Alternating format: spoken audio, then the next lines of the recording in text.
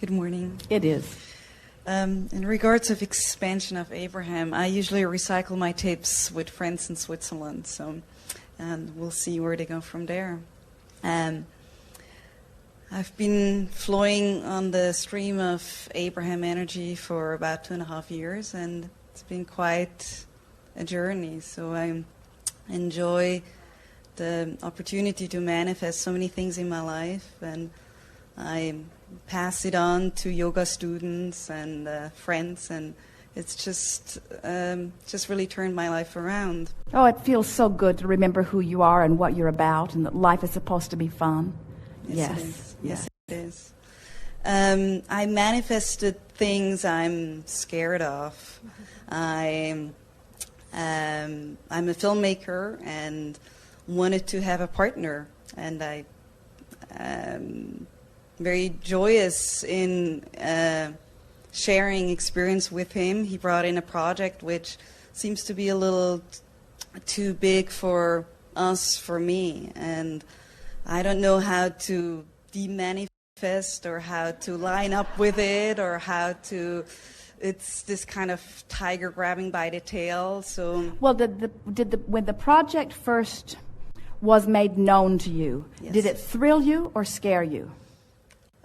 It thrilled me. Then go with that thought. In other words, because as that was your first response, then that means that was your point of attraction. If you had said to us that the very first whiff of it you got sort of made your knees buckle, then we would have said, then something came to you by virtue of the influence of your partner that you weren't vibrationally up to speed with and might not have even been your complete point of attraction. But the fact that it thrilled you as it came means that you were a vibrational match to it, and that you have begun entering your own resistance, adding your own resistance to the mix based upon the contrasting experiences that you're living along the way. But if we were standing in your physical shoes, we would regurgitate or remember that initial feeling about it and the celebration that you and your partner had together, and we would get back into that vibration because you see, as we said to our friend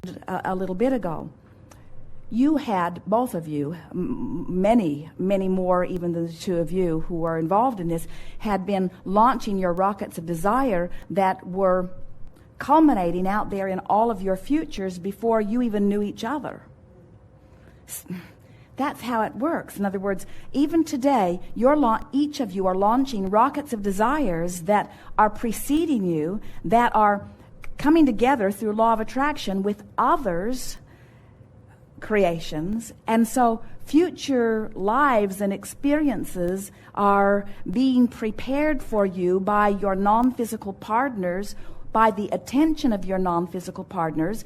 As we said to you, there is thought, then there is thought form, then there is manifestation. So there is a whole lot happening on your behalf long before you see any physical evidence. Oh, more than 99% of every creation is complete before you even get a physical whiff of it, you see.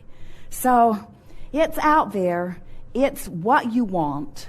It lines up with so many of the things that you've been even saying lately that you want. And so we really encourage you not to let insignificant things that are troubling in your day-to-day experience keep you from being a vibrational match to this creation that you have set into motion and you so much want and deserve. Mm-hmm. Yes. Mm-hmm.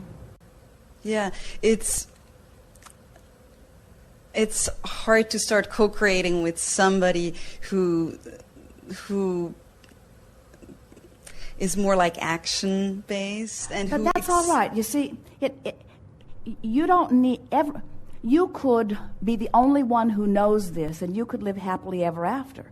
In other words, everybody else doesn't have to figure it out, and even those that are interacting with you closely don't have to know it. Just check the boxes on the form relative to your partner that will serve you best, and appreciate. Don't you appreciate how much this person does? Yes.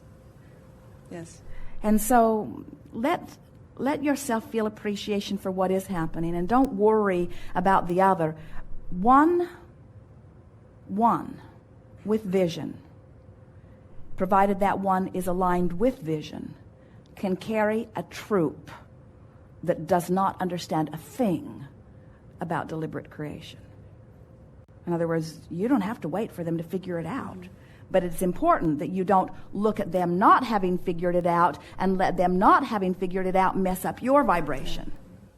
I think that's really what I'm doing. I feel when I'm alone, I'm much stronger, much more secure about, but then it messes up because he points out that I say I want to go with the flow, I want to take it as it comes, and he says I need you 120%, I need you there.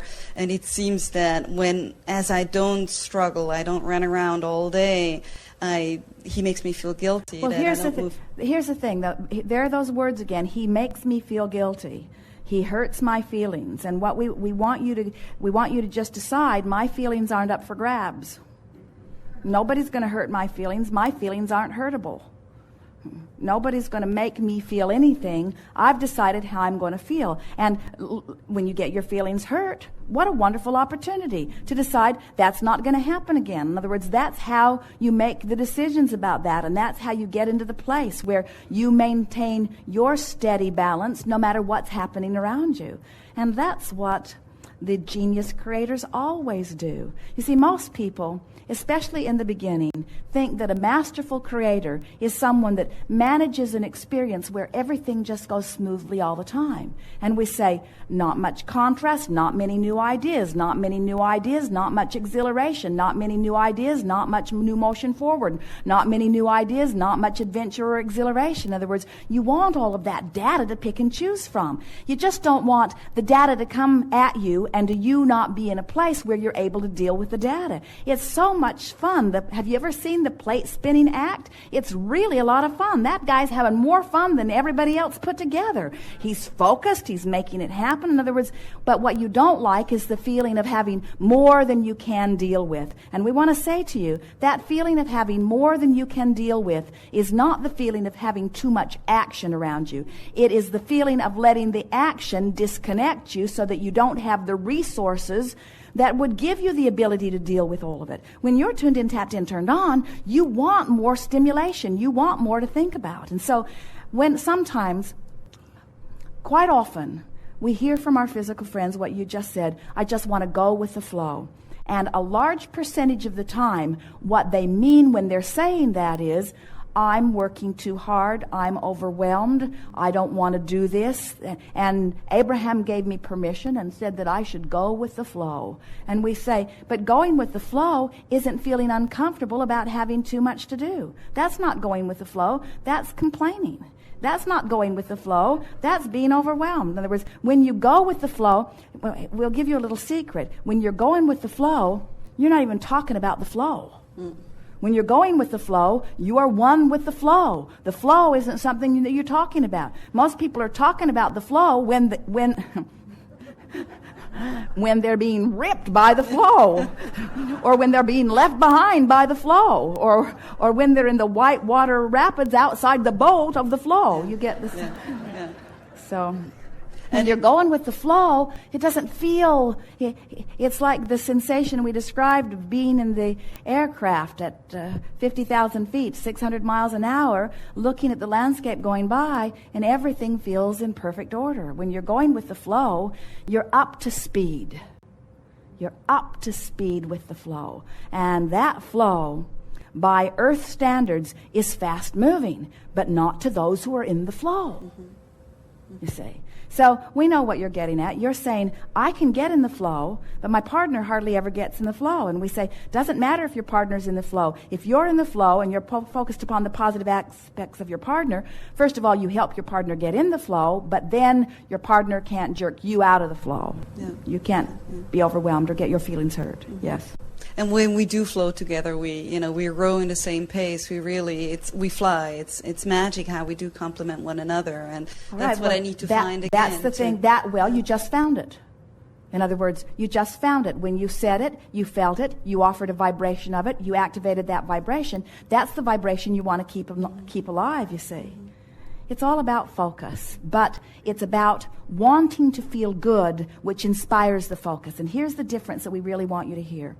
You can think a thought which evokes a feeling. In other words, that's always the way it is. You think the thought, and then you have a feeling response to the thought. Your emotions are your visceral response to your vibrational countenance. So you think the thought, and then you feel the emotional response to the thought.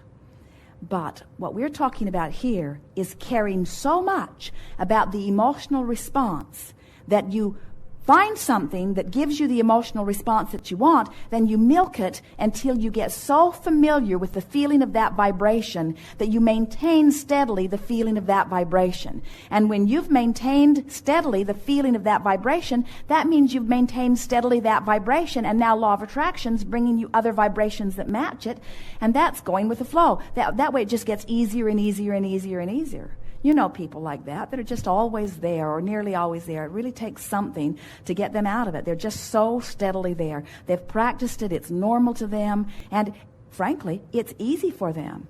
Our friend yesterday said, this is too hard. And we say, we know, we don't want it to be hard. We want you to practice it until it's easy. And it is our promise to you that once you begin to consistently get into the vibrational flow of who you really are, it will feel so comfortable and so natural, you will wonder where it's ever been. You will wonder why you were ever willing to maintain any thoughts that kept you apart from it. And people who are watching you from outside of you will call you magical. They will call you lucky. They will wonder who anointed you king of the world. They may not understand it, but they will notice that you have a magnificent life. And then, little by little, you can explain to them, well, I go with the flow. But what I mean by that is I get myself up to speed with what the flow is. I gradually worked myself up to speed. Now, let's talk about it. How can you work yourself up to speed with the energy of your source? Appreciate. Find things to appreciate. Find things to feel good about. When you get a whiff of something that feels good, follow the trail of it, even if it started with anger. Get on rampages of appreciation. Sit every day. Focus upon the ticking of a clock or the dripping of a faucet or the hum in the air conditioner, something that you can focus upon that doesn't require much thought until you feel your body detaching. Focus and enjoy the sensation of the releasing of resistance and the raising of vibration. That's how you go with the flow. Going with the flow just means finding the relief of releasing resistance. Because the flow is there. You can't not go with the flow. Can you imagine what the death experience is for someone in great resistance? It's like jumping into Niagara Falls, going with the flow. In other words, off they go. True exhilaration. You are complete? Yes. Thank you very much. Yes.